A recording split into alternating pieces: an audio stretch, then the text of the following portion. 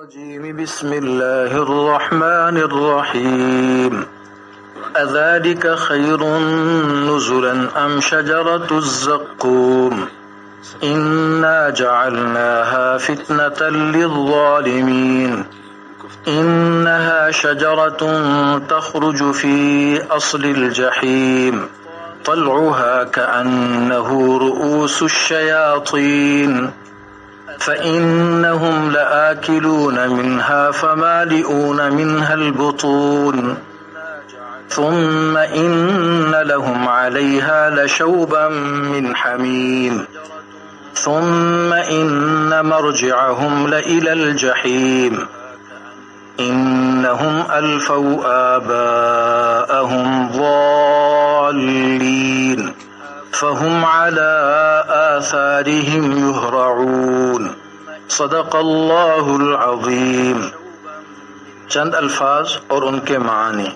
الزقوم ایک مخصوص درخت کا نام ہے، فتنہ موجب امتحان آزمائش، اصل الجحیم جہنم کی جڑ، طلع شگوفہ پھل، شوب آمیزش۔ ان آیات مبارکہ کا ترجمہ یہ ہے، بھلا یہ مہمانی اچھی ہے یا زقوم کا درخت؟ ہم نے اس درخت کو ظالموں کے لیے ایک آزمائش بنا دیا ہے۔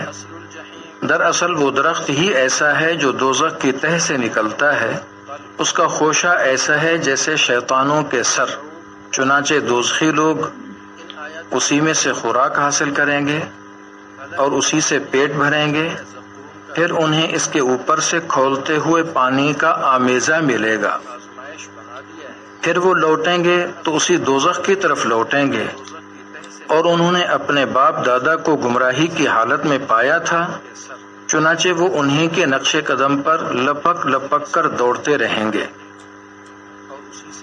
سامعین کرام، ابھی ہم نے سورہ صافات کی آیت نمبر 62 تا 70 کی تلاوت سنی اور ان آیات مبارکہ کا ترجمہ سنا۔ ان آیات میں اللہ جل شانہ نے نیک اعمال کرنے والوں اور برے اعمال کرنے والوں کے انجام کا موازنہ فرمایا ہے۔ چونکہ گزشتہ درس میں ہم اہل جنت کی نعمتوں کا تذکرہ سن چکے ہیں، اب ان آیات میں جہنمیوں کی کچھ تکلیفوں کا ذکر ہے جن کا انہوں نے جہنم میں سامنا کرنا ہے۔ چنانچہ ارشاد فرمایا کہ ان اہل جنت کے لیے بطور مہمانی یہ نعمتیں بہتر ہیں یا زقوم کا درخت جو جہنمیوں کے لیے ہوگا، یعنی نیک لوگوں کو جنت میں بطور مہمانی جو نعمتیں ملیں گی جن کا تذکرہ پہلے ہو چکا ہے وہ بہتر ہے، یا وہ عذاب جو زقوم وغیرہ کی شکل میں جہنمیوں کو ملے گا وہ بہتر ہے؟ ظاہر ہے کہ جنت کی نعمتیں بہتر ہی بہتر ہیں۔ مقصد دونوں قسم کے لوگوں کے انجاموں سے باخبر کرنا ہے تاکہ ہر آدمی صحیح فیصلہ تک پہنچ سکے اور برے انجام سے اپنے آپ کو بچا سکے۔ اس کی مثال ایسے ہی ہے جیسے دنیا میں کوئی آدمی کسی کی خیر خواہی کرتے ہوئے اس کو اس کا نفع اور نقصان سمجھاتے ہوئے اس طرح کے جملے استعمال کرتا ہے کہ یہ نفع بہتر ہے یا یہ نقصان، یہ مرنا بہتر ہے یا یہ زندگی۔ قرآن کریم کی زبان بھی محاورات کی زبان ہے، چنانچہ یہ اسلوب بھی ایک خوبصورت محاورے کے طور پر ہے۔ بہرحال زقوم ایک قسم کا درخت ہے جو تہامہ کے علاقے میں ہوتا ہے، جس کی بو ناگوار ہوتی ہے، اس کا مزہ انتہائی تلخ ہوتا ہے اور توڑنے پر اس میں سے دودھ کا سا رس نکلتا ہے جو اگر جسم کو لگ جائے تو ورم ہو جاتا ہے۔ قرآن کریم نے بھی زقوم کے درخت کا ذکر فرمایا ہے کہ وہ جہنم کا ایک درخت ہے اور اس کی کچھ صفات بیان فرمائی ہیں۔ چنانچہ اس کے بارے میں فرمایا انا جعلناها فتنة للظالمین، کہ ہم نے اس درخت کو ظالموں کے لیے فتنہ بنا دیا ہے، یعنی آزمائش بنا دیا ہے، کیونکہ جو ظالم تھے، مشرک تھے، آخرت کے منکر تھے، جنت اور جہنم کو نہیں مانتے تھے، وہ یہ کہتے تھے کہ تم کہتے ہو کہ جہنم کے اندر آگ ہی آگ ہے اور پھر یہ کہتے ہو کہ وہاں جہنم کے اندر درخت بھی ہوگا، تو یہ کیسے ممکن ہے؟ کیونکہ آگ تو درختوں کو جلاتی ہے۔ واضح ہے کہ یہ سوال ان لوگوں کے خیالات اور سوچوں کی اختراع ہے جو اللہ تعالیٰ جل شانہ کی قدرت کاملہ سے بے خبر ہیں۔ حالانکہ اللہ تعالیٰ کی قدرت کاملہ ایسی ہے کہ وہ جس چیز کو جہاں چاہیں اگا سکتے ہیں، وہ اتنے قادر ہیں کہ وہ چاہیں تو آگ کو سیدنا ابراہیم علیہ السلام پر گلزار بنا دیتے ہیں، اور وہ چاہیں تو فرعون کے لیے پانی کو آگ بنا دیتے ہیں، دریا اور سمندر کو آگ بنا سکتے ہیں، وہ تو اتنے بڑے قادر ہیں۔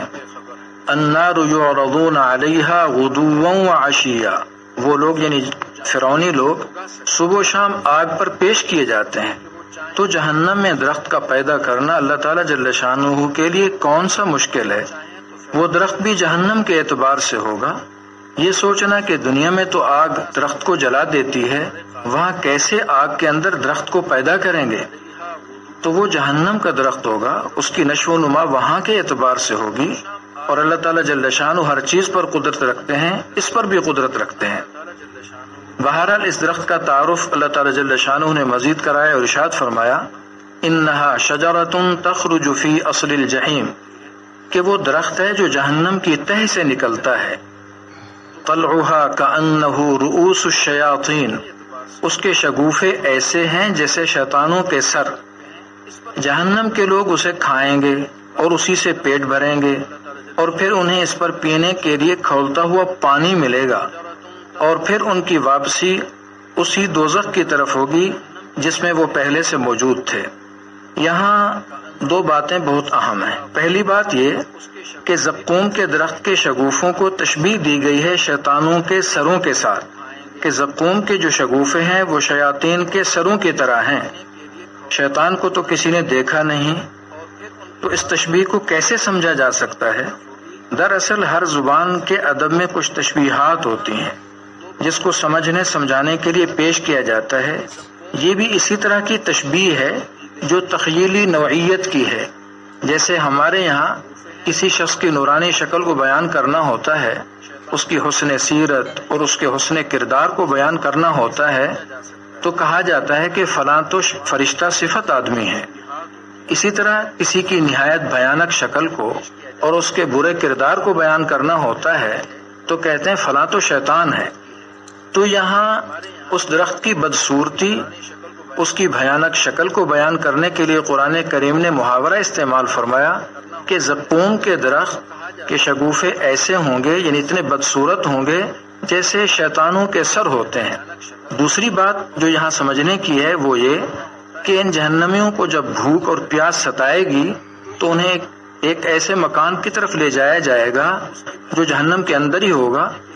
وہاں زقوم کے درخت ہوں گے جن کا کھانا انتہائی تکلیف دہ ہوگا، اور پھر اس کے بعد ان کو پیاس لگے گی، اور پیاس بجھانے کے لیے وہ پانی کی طرف لپکیں گے تو وہاں کھولتے ہوئے پانی کے چشمے ہوں گے، اور کھولتے ہوئے پانی کا پینا بھی انتہائی تکلیف دہ ہوگا۔ پھر جب وہ اس تکلیف دہ عمل سے فارغ ہوں گے تو پھر انہیں دوبارہ آتش سوزاں کی طرف ہی لایا جائے گا۔ ان دو باتوں کی تفصیل کے بعد اب سوچنے کی بات یہ ہے کہ ان جہنمیوں نے جو سزا پائی وہ کس بنیاد پر پائی، کس وجہ سے پائی ہے؟ اس کی وجہ خود قرآن کریم نے بیان فرمائی کہ انہوں نے اپنی عقل کو استعمال نہیں کیا، انہوں نے قرآن آیات میں غور نہیں کیا، اللہ تعالیٰ جل شانہ نے جو وحی نازل فرمائی اس میں غور و فکر نہیں کیا، بلکہ اپنے پیش رووں کو دیکھا کہ وہ غلط ڈگر پر چل رہے ہیں تو یہ بھی ان کے دیکھا دیکھی ان کے پیچھے چلتے رہے۔ پہلو نے جہنم کا راستہ اختیار کیا تو انہوں نے بھی بغیر سوچے سمجھے جہنم کا راستہ اختیار کر لیا۔ جیسے وہ جہنم میں گئے تو یہ بھی ان کے پیچھے پیچھے جہنم میں جا پہنچے۔ ہمیں چاہیے کہ اللہ جل شانہ نے ہماری طرف جو کتاب ہدایت نازل فرمائی اور نورانی تعلیمات دے کر ہماری طرف اپنا جو پیغمبر بھیجا، ہم ان کی تعلیمات پر عمل کر کے اپنی دنیا و آخرت سنوار سکتے ہیں۔ اگر خدا نخواستہ ہم بھی ظالموں کو دیکھ کر ظلم پر چلتے رہے، کافروں کو دیکھ کر کفر پر چلتے رہے، نا انصافوں کو دیکھ کر نا انصافی کرتے رہے، تو ہمیں بھی اسی انجام سے دوچار ہونا پڑے گا جو ظالموں کے لیے مخصوص ہے۔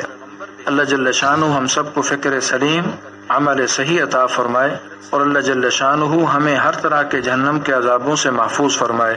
وآخر دعوانا ان الحمد للہ رب العالمین۔ بسم اللہ الرحمن الرحیم۔ اذلک خیر نزلا ام شجرۃ الزقوم إنا جعلناها فتنة للظالمين إنها شجرة تخرج في أصل الجحيم طلعها كأنه رؤوس الشياطين فإنهم لآكلون منها فمالئون منها البطون ثم إن لهم عليها لشوبا من حميم ثم إن مرجعهم لإلى الجحيم إنهم ألفوا آباءهم ضالين فهم على آثارهم يهرعون صدق اللہ العظیم۔ چند الفاظ اور ان کے معنی۔ الزقوم ایک مخصوص درخت کا نام ہے، فتنہ موجب امتحان آزمائش، اصل الجحیم جہنم کی جڑ، طلع شگوفہ پھل، شوب آمیزش۔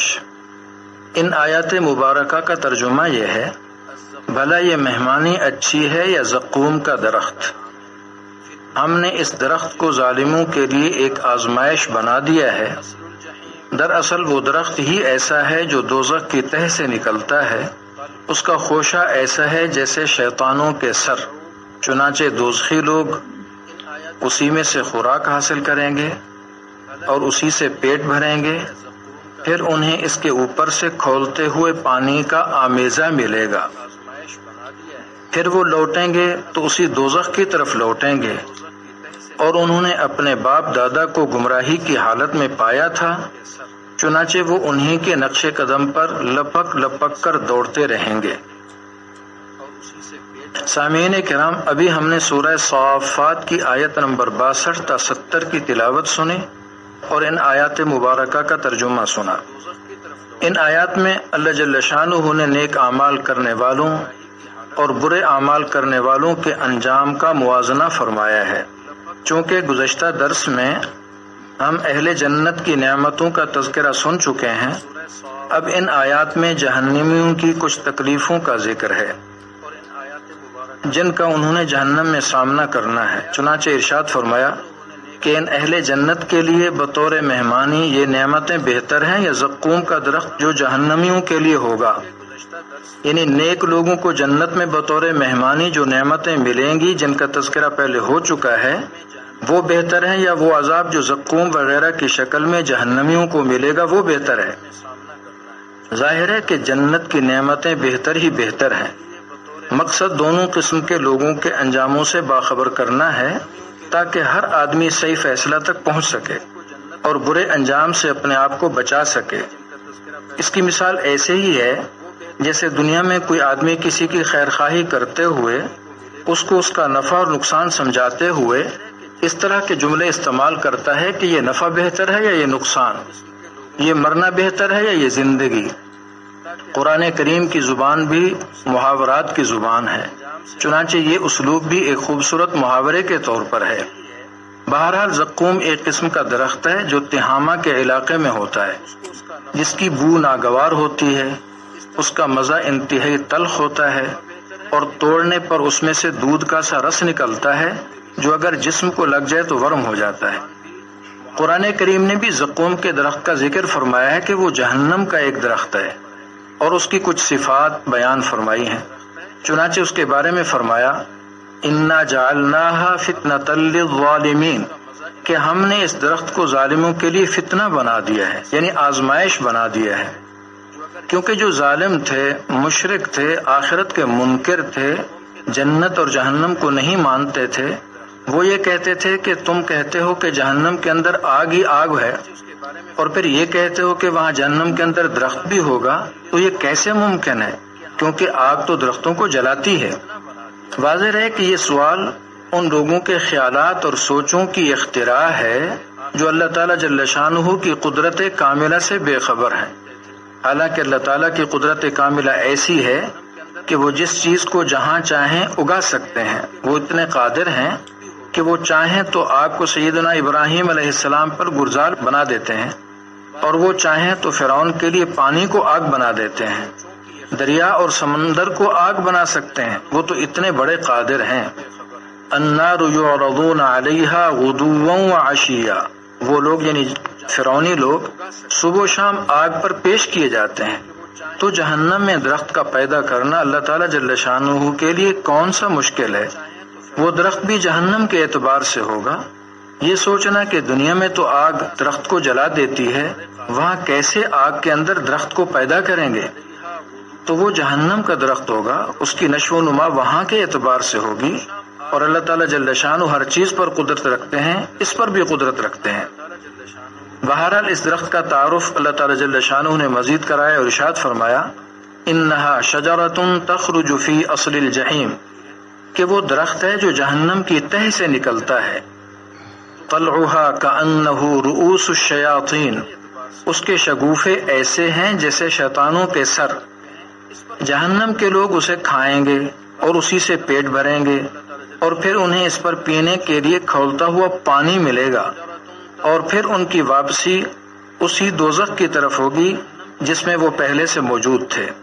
یہاں دو باتیں بہت اہم ہیں۔ پہلی بات یہ کہ زقوم کے درخت کے شگوفوں کو تشبیہ دی گئی ہے شیطانوں کے سروں کے ساتھ، کہ زقوم کے جو شگوفے ہیں وہ شیاطین کے سروں کی طرح ہیں۔ شیطان کو تو کسی نے دیکھا نہیں، تو اس تشبیہ کو کیسے سمجھا جا سکتا ہے؟ دراصل ہر زبان کے ادب میں کچھ تشبیہات ہوتی ہیں جس کو سمجھنے سمجھانے کے لیے پیش کیا جاتا ہے۔ یہ بھی اسی طرح کی تشبیہ ہے جو تخیلی نوعیت کی ہے۔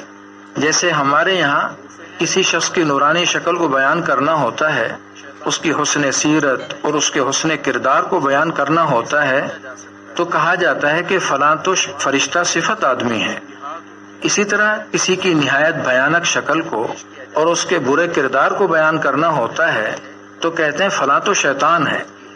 تو یہاں اس درخت کی بدصورتی، اس کی بھیانک شکل کو بیان کرنے کے لیے قرآن کریم نے محاورہ استعمال فرمایا کہ زقوم کے درخت کے شگوفے ایسے ہوں گے، یعنی اتنے بدصورت ہوں گے جیسے شیطانوں کے سر ہوتے ہیں۔ دوسری بات جو یہاں سمجھنے کی ہے وہ یہ کہ ان جہنمیوں کو جب بھوک اور پیاس ستائے گی تو انہیں ایک ایسے مکان کی طرف لے جایا جائے گا جو جہنم کے اندر ہی ہوگا۔ وہاں زقوم کے درخت ہوں گے جن کا کھانا انتہائی تکلیف دہ ہوگا، اور پھر اس کے بعد ان کو پیاس لگے گی، اور پیاس بجھانے کے لیے وہ پانی کی طرف لپکیں گے تو وہاں کھولتے ہوئے پانی کے چشمے ہوں گے، اور کھولتے ہوئے پانی کا پینا بھی انتہائی تکلیف دہ ہوگا۔ پھر جب وہ اس تکلیف دہ عمل سے فارغ ہوں گے تو پھر انہیں دوبارہ آتش سوزاں کی طرف ہی لایا جائے گا۔ ان دو باتوں کی تفصیل کے بعد اب سوچنے کی بات یہ ہے کہ ان جہنمیوں نے جو سزا پائی وہ کس بنیاد پر پائی، کس وجہ سے پائی ہے؟ اس کی وجہ خود قرآن کریم نے بیان فرمائی کہ انہوں نے اپنی عقل کو استعمال نہیں کیا، انہوں نے قرآنی آیات میں غور نہیں کیا، اللہ تعالیٰ جل شانہ نے جو وحی نازل فرمائی اس میں غور و فکر نہیں کیا، بلکہ اپنے پیش رووں کو دیکھا کہ وہ غلط ڈگر پر چل رہے ہیں تو یہ بھی ان کے دیکھا دیکھی ان کے پیچھے چلتے رہے۔ پہلو نے جہنم کا راستہ اختیار کیا تو انہوں نے بھی بغیر سوچے سمجھے جہنم کا راستہ اختیار کر لیا۔ جیسے وہ جہنم میں گئے تو یہ بھی ان کے پیچھے پیچھے جہنم میں جا پہنچے۔ ہمیں چاہیے کہ اللہ جل شانہ نے ہماری طرف جو کتاب ہدایت نازل فرمائی اور نورانی تعلیمات دے کر ہماری طرف اپنا جو پیغمبر بھیجا، ہم ان کی تعلیمات پر عمل کر کے اپنی دنیا و آخرت سنوار سکتے ہیں۔ اگر خدا نخواستہ ہم بھی ظالموں کو دیکھ کر ظلم پر چلتے رہے، کافروں کو دیکھ کر کفر پر چلتے رہے، نا انصافوں کو دیکھ کر نا انصافی کرتے رہے، تو ہمیں بھی اسی انجام سے دوچار ہونا پڑے گا جو ظالموں کے لیے مخصوص ہے۔ اللہ جل شانہ ہم سب کو فکر سلیم، عمل صحیح عطا فرمائے، اور اللہ جل شانہ ہمیں ہر طرح کے جہنم کے عذابوں سے محفوظ فرمائے۔ وآخر دعوانا ان الحمد للہ رب العالمین۔